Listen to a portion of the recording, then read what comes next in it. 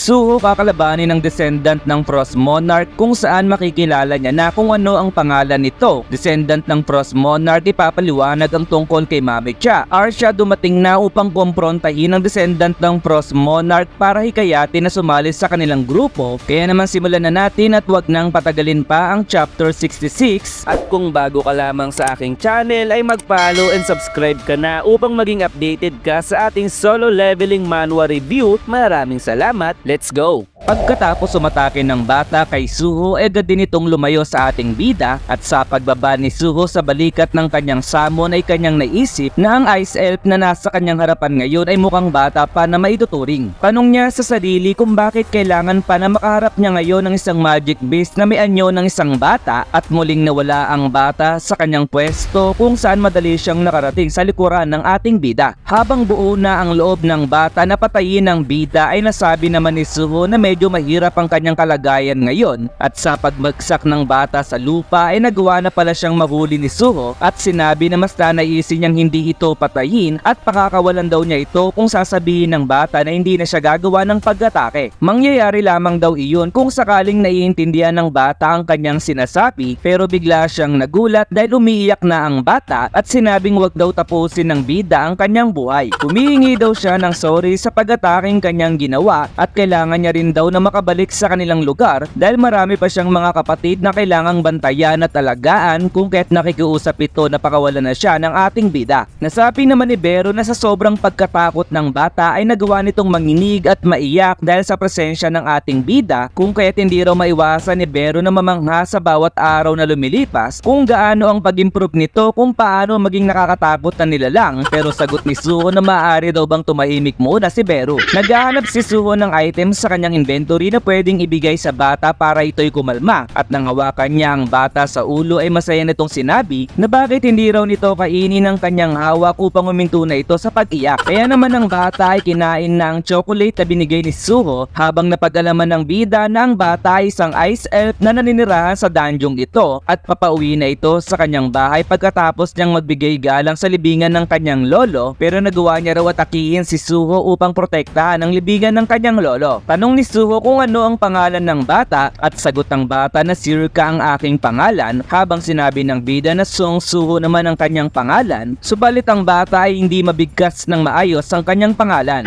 Kaya naman dahil nahihirapan ng bata sa pangalan ni Suho ay tinawag na lamang niya ito bilang Hoho at pagtatanong kung paano nakarating si Suho sa kanilang lugar, habang sa isip ng bida na sumuko na ang bata sa pag-pronounce ng kanyang pangalan at tinawag na lamang siya bilang Hoho. Sinabi ni Suho na isa siyang hunter at naparito siya upang i-clear ang dungeon ito at meron siyang ibang mga kasama, pero sila daw ay nagkaiwalay samantalang si Circa ay nagtataka kung ano ba ang isang hunter at sagot muli ni Suho na medyo weirdo kung sasabihin niya na isa siyang hunter na humahunting ng mga halimaw kung kaya't nasabi na lamang niya na isa siyang hunter na lumalaban para ipagtanggol ang lahi ng mga tao. Sagot naman ni Circa na silang dalawa daw ni Suho ay parehas na hunter dahil lumalaban din siya para sa kanyang mga kapatid at tanong ni Suho kung si Circa daw ba ang nag-aalaga sa kanyang mga kapatid at sagot ni Circa na siya ang pinakamatandang Ice Elf sa kanilang village na siyang nagbabantay sa kanyang mga siblings bago pa man dumating si Chacha sa kanilang lugar. Nagtataka ang bida kung sino ba si Chacha at natanong sa isip kung ito ba ang boss ng dungeon at sagot naman ni Circa na sa kanilang lugar kung saan wala ng mga matatanda ay biglang dumating si Chacha mula sa kalangitan. Si Chacha daw ay naiiba ang lahi kung ikukumpara sa kanila, subalit nagtataglay daw ito ng malakas na kapangyarihan at nakakamanghang nilalang dahil nagawa silang protektahan nito hanggang sa ngayon. Excited na sinabi ni Circa na si Chacha ay mainit-init kapag niyayakap sila at meron din itong itim na pakpak kung saan nagtataglay ito ng malakas na pangamoy. Kaya naman ang bida ay inimagine ang nilalang na si Chacha base sa paglalarawan ni Circa sa kanya at kanyang na-imagine ang isang manticore na kailan niya lamang nakalaban, pero ang hindi niya alam ay si Mamicha na ang tinutukoy ni Circa. Ang katotohanan daw na ang magic beast na si Chacha ay nagpakita mula sa kalangitan pagkatapos mabuo ng dungeon ay nakakasigurado siyang hindi ito ang boss. Sabay nagpaalam na siya kay Circa dahil marami pa raw siyang gagawin at masaya siyang nakilala niya ito. Subalit pinahinto siya ni Circa dahil kung kaya raw maglabas ni Suho ng masasarap na pagkain mula sa hangin at kung madadala niya ito sa kanilang village ay wala na silang dapat alalahanin pa. Ngunit humingi ng sorry ang bida dahil sobrang busy niya daw talaga at marami pa siyang gagawin. Kaya naman tanong muli ni Circa kung wala bang paraan para mag-stay sa kanilang nila ang bida at sa pagtutok niya ng kanyang sandata ay kanyang sinabi na kung hindi niya ito mapapasama sa kanya ay wala na siyang pagpipilian pa. Humingi siya ng sorry kay Suho dahil kung para daw sa kapakanan ng kanyang mga kapatid ay magagawa niyang pagtaksilan kahit pa ang taong tumulong sa kanya, sapagat kung magagawa niyang matala ang ability ni Suho sa kanilang village ay hindi na magugutom pa ang kanyang mga kapatid kahit na nga ba umalis pa si Chacha sa kanila. Nakikita raw ni Suho na desperado si Circa na pangalagaan ng kanyang mga kapatid at nang sirain niya ang sandata ng bata ay sinabi niya na siya ay desperado din na gawin ang kailangan niyang gawin. Kung sino man daw ang umarang sa kanyang landas ay buo na ang kanyang loob na hindi niya ito patatawarin kahit sino pa at saan man ito galing. Kaya naman muli niyang tanong kung patuloy pa rin daw ba siyang pipigilan ngayon ni Circa, pero bigla itong naglabas ng maraming tsokolate at ibang pagkain, sabay sabing dali nito ni Circa at hayaan na siyang makalis. Humingi muli siya ng sorry kay Circa dahil hindi raw talaga siya pwedeng sumama dahil may mga mahalagang tao ang kailangan niyang iligtas kung kaya't magkita na lamang daw sila sa susunod, habang sa isip ni Suho na medyo nag-aalala siya na pabalikin ng mag-isa si Circa sa kabundukang ito kung kaya't mas mainam daw siguro na maglagay siya ng shadow soldier para ito'y bantayan. Biglang nagtanong si Circa kung bakit hindi siya pinatay ni Suho at sagot naman ng bida na kung papatay niya ito ay hindi maganda para sa kanyang damdamin dahil alam niya sa kanyang sarili na si Circa ay isang bata na kailangan pang protektahan, pero nagsusumikap ito upang protektahan ng kanyang mga kapatid. Kaya naman sa paglalagay niya ng kanyang shadow ay humingi muli ito ng sorry sa bata dahil hanggang dito na lamang daw ang kanyang maitutulong. Sumunod ay pinakita na lamang na naglalakad si Circa habang dala ang mga pagkain na binigay ni Suho at nasabi na hinayaan siyang mabuhay ng bida kahit na nga ba sinubukan niya itong patayin ng 2 beses at bukod pa raw doon ay nagbigay ito ng pagkain sa kanya. Nahihirapan daw siyang intindihin si Suho pero alam niyang mabuti ang kalooban nito na katulad ng kanyang naramdaman kay Chacha at isang paa ang pinakita kung saan nagilaw ito kay Circa dahil maaari daw ba siyang magtanong. Dito ay pinakita sila Arcia kasama ang 2 pang descendant ng Monarch at sinabing meron silang hinahanap sa lugar na ito kung kaya't maaari daw bang ibahagi ni Circa ang kanyang nalalaman. Tanong ni Circa kung kasamahan daw ba sila ni Hoho at hinahanap daw ba nila si Hoho at sagot naman ni Arcia na hindi siya sigurado sa sinasabi ni Circa pero hinahanap daw nila ang descendant ng Frost Monarch at alam daw ba ng bata kung saan ito matatagpuan. Samantalang nasabi ni Circa na lolo ba niya ang tinutukoy na Frost Monarch nila Arcia. Wala daw paraan upang magkaroon ng apo ang dating Frost Monarch pero agad ding naintindihan ni Arcia ang nangyayari dahil maaaring si Circa daw ang tagapagmana ng Frost Monarch habang si Circa ay nagtataka sa sinabi ni Arcia. Sinabi ni Arcia na sila din ay katulad ng bata na tagapagmana ng dating mga Monarch, mga nilalang na pinanganak para maging susunod na Monarch kung kaya't bakit daw hindi ito sumama sa kanila para maging isang Monarch kasama sila. Ano daw ang masasabi ng bata, tanong ni Arcia, pero tumalikod si Circa sabay sabing hindi niya maintindihan ang sinasabi nila Arcia at kailangan pa niyang bumalik sa kanilang village para dali ng mga pagkain na kanyang dala, pero sa kanyang isip na hindi ito kasamahan ni Suho at masama ang kanyang nararamdaman dito. Kailangan niya raw makaalis sa lugar na ito pero ginamit ni Arcia ang kanyang kapangyarihan para patigilin si Circa at nawasak na din ang mga pagkain na binigay sa kanya. Sinabi lamang daw sa kanila ng system na kailangan nilang descendant ng Frost Monarch at hindi nila kailangan na hikayatin ito sa pamamagitan ng salita. At habang nababalutan ng alupian si Circa ay nasabi muli ni Arcia na medyo agresibo ang kanyang gagawin pero kailangan niya itong gawin para mapasama ito sa kanila at tila ba mailalagay ito kay Circa base sa kanyang hawak-hawak na maaring ito ang kokontrol sa batang Circa.